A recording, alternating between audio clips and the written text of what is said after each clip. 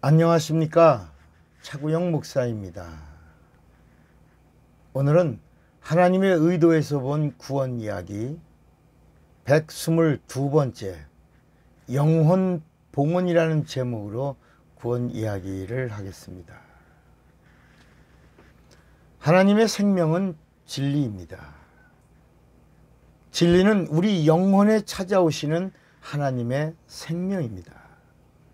진리가 우리 영혼에 임할 때 진리는 반드시 성령으로 임하셔야 합니다. 진리는 예수의 이름이고 하나님 아버지의 말씀은 진리입니다. 그래서 요한복음 17장 17절에도 아버지의 말씀은 진리니이다 그랬습니다. 구원은 내 영혼에 하나님의 생명이 있음을 말합니다. 구원은 반드시 자기의 영혼에 예수의 이름을 모셔야 구원을 받을 수 있습니다. 천하 어디에도 구원을 얻을 만한 다른 이름이 없습니다. 오직 예수의 이름이고 예수의 이름이 내 안에 있어야지만, 내 영혼에 있어야지만 구원을 받을 수 있습니다. 예수의 이름은 하나님의 본 이름이십니다. 하나님의 이름은 영이기에 인간의 마음에 거하지 않으시고 영에 거하십니다. 인간의 영에 하나님의 이름을 모시려면 이성으로 영혼의 이름이 들어갈 수 없습니다. 반드시 성령으로 모셔야 합니다. 하나님은 영이시기 때문입니다. 하나님의 말씀은 영이시기에 성령으로 모셔야 영에 거하게 됩니다. 여러분, 우리가 밥을 먹을 때 밥을 먹으면 입으로 들어가잖아요. 입으로 들어가면 육체를 살리죠. 입으로 들어간 식물이. 그러나 이 음식이, 우리가 입으로 들어간 이 식물을 우리가 피에다가 집어넣으려면 닌게르라고 하는, 닌게르가 우리 안에 들어가려면 혈관 안에 주사기를 꽂아야 됩니다. 주사기가 있어야 혈관을 통하게 되고, 혈관에 들어가야 닌게르를 통하여 영양제도 공급되는 겁니다. 그러니까 영혼에 하나님의 말씀이 임하고 하나님의 이름이 임하고 하나님의 생명이 임하려면 반드시 성령으로 임해야 합니다. 성령으로 들어가야 합니다. 그러니까 여기서 우리가 알아야 할 것은 율법은 마음에 거하고 진리의 말씀은 영에 거합니다. 바울의 서신에 보면 마음에 거하고 예수의 말씀은 영에 거한다 이렇게 말합니다. 예수의 말씀은 진리이기 때문입니다. 하나님의 이름을 모신 곳을 구약에는 성전이라고 불렀습니다. 그래서 구약의 성전은 하나님의 이름을 모신 곳이었습니다. 하나님의 성전이라도 이름이 있는 곳을 지성소라고 그랬고, 하나님의 이름을 모신 곳을 뭐라고 불렀다고요? 지성소라고 불렀고, 하나님의 이름이 있는 곳에 법궤와 속죄소가 있었고, 법궤 안에는 십계명의 두 돌판과 만나를 담은 항아리와 아론의 쌍난 지팡이가 들어있었습니다. 금촛대와 떡상과 분향단이 있는 곳을 성소라고 불렀습니다. 지성소는 하늘이고 성소는 이 세상의 모형입니다. 이스라엘 사람들은 하나님의 이름을 성전에 모시고 하나님을 섬겼습니다. 구약에 나오는 하나님의 이름은 기억하는 이름이고 하나님을 섬기는 이름입니다. 거룩한 성전에 하나님의 이름을 모시고 창조주 하나님을 기억하고 출애굽을 인도하신 하나님을 섬겼으니 성전은 출애굽의 압축 파일입니다. 신약에 나오는 하나님의 이름은 믿고 증거하는 이름입니다. 예수의 이름은 이제까지 감추어 있던 하나님의 비밀이었는데 성령으로 우리에게 가르쳐 주셨습니다. 골로새서 1장 27절에 보면 하나님이 그들로 하여금 이 비밀의 영광이 이방인 가운데서 어떻게 풍성한 것을 알게 하려 하심이라. 이 비밀은 너희 안에 계신 그리스도이시니 곧 영광의 소망이라고 말씀합니다. 예수의 이름은 하나님의 본 이름이십니다. 예수의 이름은 지성소에 모시지 않고 이제는 우리 영에 모실 수 있습니다. 하나님의 이름은 하나님의 거룩한 자존심입니다. 예수의 이름을 믿지 않는 자를 우리가 뭐라고 불러요? 불신자라고 부릅니다. 하나님의 이름을 믿지 않는 자는 하나님의 자존심을 상하게 한 자로 여기시고 즉시 심판합니다. 그래서 요한복음 3장 18절에 저를 믿는 자는 심판을 받지 아니하는 것이요 믿지 아니하는 자는 하나님의 독생자의 이름을 믿지 아니하므로 벌써 심판을 받은 것이니라 라고 말씀합니다. 하나님은 불신자에게는 아무런 관심이 없으십니다. 하나님으로부터 선택을 받은 이스라엘 백성은 열방 중에서 하나님의 백성으로 선택을 받은 자들입니다. 그들이 하나님의 백성이지만 하나님의 이름을 자기 영혼에 모실 수 없었습니다. 그 이유가 죄 때문입니다. 그래서 그들은 하나님의 이름을 성전인 지성소에 두었고 이스라엘은 성전을 중심으로 하나님을 섬긴 것입니다. 그래서 성전 한쪽 벽을 통해서 세 지파씩, 그래서 12지파가 성전 중심으로 이렇게 세 지파씩 이렇게 중심으로 하나님을 섬겼던 것입니다. 오늘날 예수를 영접하고 그리스도라고 믿는 자들을 신자라고 부릅니다. 신자는 자기의 인격으로 예수를 그리스도라고 고백하고 믿은 자들입니다. 신자는 구원을 받은 자들이 아닙니다. 다시요. 신자는 구원을 받은 자들이 아닙니다. 이상하게 들리시겠지만 신자는 예수를 그리스도라고 믿고 영접했지만 구원에 대한 확증을 하나님 편에서 받은 자들이 아직은 아니라는 것입니다. 그러니까 신자는 예수 믿기로 한 자들입니다.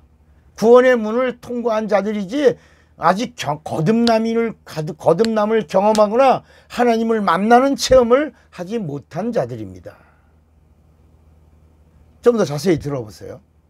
예수의 제자들도 처음엔 신자들이었습니다. 신자 제자들이었습니다. 신자는 구원의 반열에 들어온 자입니다. 성령은 구원의 반열에 들어온 자가 받을 수 있는 것입니다. 신자는 구원에 대한 약속을 받은 자지 구원의 확정을 받은 자가 아직 아니라는 것입니다. 그래서 초기에 예수님의 제자들은 3년 6개월 동안 예수님과 함께 했고 귀신도 쫓고 전도도 했지만 3년 뒤에 제자들의 성적은 실로 초라했습니다. 예수께서 죽은 자를 살리시는 현장에 제자들이 있었습니다. 안진뱅이가 일어나는 거 봤습니다. 예수님께서 무리를 걸으시고 풍랑과 바람을 잠잠케 하실 때 그때 그들은 증인들이었습니다. 물고기 2마리와 보리떡 5개로 5,000명을 먹이시고도 12바구니가 남는 이적을 보았습니다. 3년 동안 예수님의 곁에서 철저하게 훈련을 받았던 제자들이었습니다. 그런데 그들 중 하나가 예수를 은 30냥에 팔았죠. 수제자 베드로는 사람들 앞에서 예수를 부인하죠. 예수를 가리켜 그 사람이라고. 그리고 예수를 저주합니다. 그리고 맹세합니다. 예수 모른다고. 죽음이 무서워 예수가 십자가에서 죽자 나머지 모든 제자들 다 도망가 숨어버립니다. 신자는 자신의 의지를 동원해서 예수를 그리스도라고 믿었지만 구원의 확증을 받은 자는 아니었습니다. 예수를 저주하고 예수를 팔고 예수를 버리고 도망간 자가 어떻게 구원을 받을 수 있습니까? 그런데 그들이 예수의 부활을 경험합니다. 예수의 부활은 예수 그리스도가 죄 없는 분이심을 증거한 참으로 놀라운 사건이었습니다. 죄 없는 자만 죽음과 상관이 없는 겁니다. 죄 없는 분은 하나님입니다. 그러니까 부활은 예수 그리스도가 하나님이심을 확실하게 확증된 사건입니다. 비로소 제자들이 예수를 하나님으로 믿습니다. 그리고 120명이 성령을 받고 자신들이 거듭남에 대한 보증을 성령으로 인정을 받고, 그리고 이제 신자가 성도가 됩니다. 예수를 믿고 구원의 반열에 올라선 신자가 있고, 예수를 믿고 구원의 보증을 받게 되는 성도가 있다는 것입니다. 신자인 예수의 제자들이 성령을 받고 성도가 되니 이제는 예전에 그 나약한 제자들이 아니었습니다. 이제는 사도라고 불렀습니다. 감옥에 끌려가도 구차하게 목숨을 구걸하지 않습니다. 어디서든지 어느 때든지 복음을 전하기 시작합니다.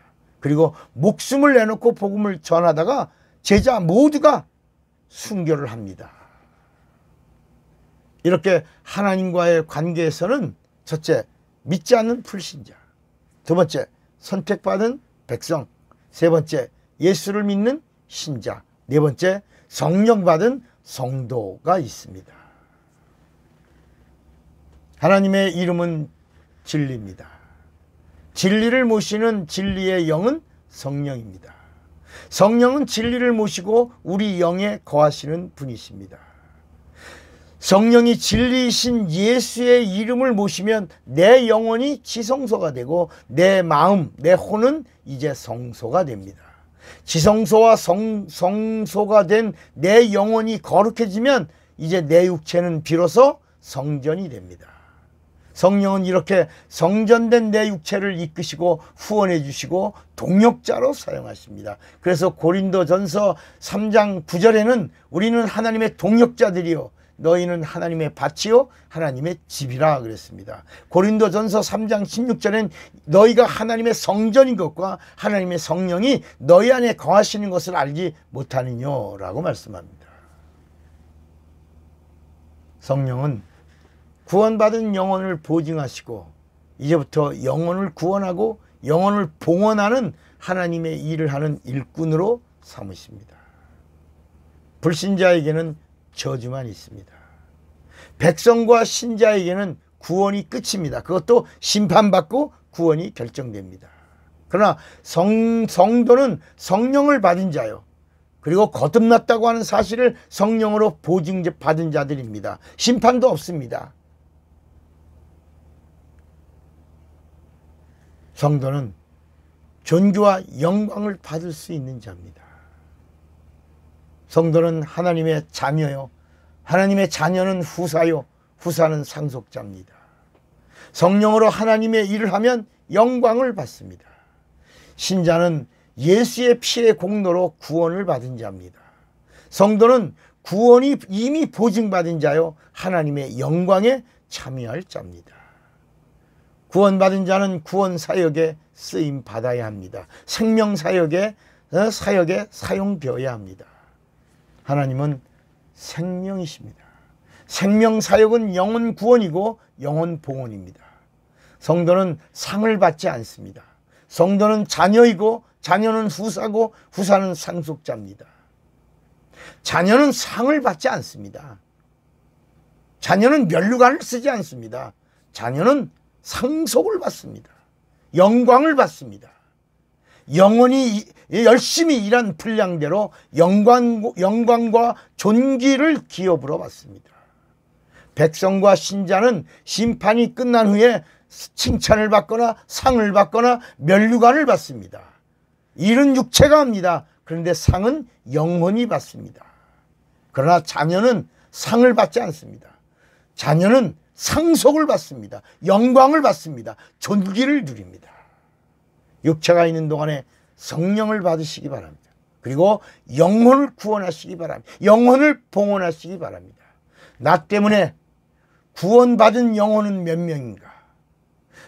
내가 예수 믿고 구원받고 성령으로 영생을 누리는 자가 된 다음에 내가 영혼을 주께 봉헌한 자의 숫자가 얼마나 되는가? 한번 생각해 보시길 바랍니다. 사랑하고 축복합니다. 할렐루야. 예수. 차구영 목사입니다.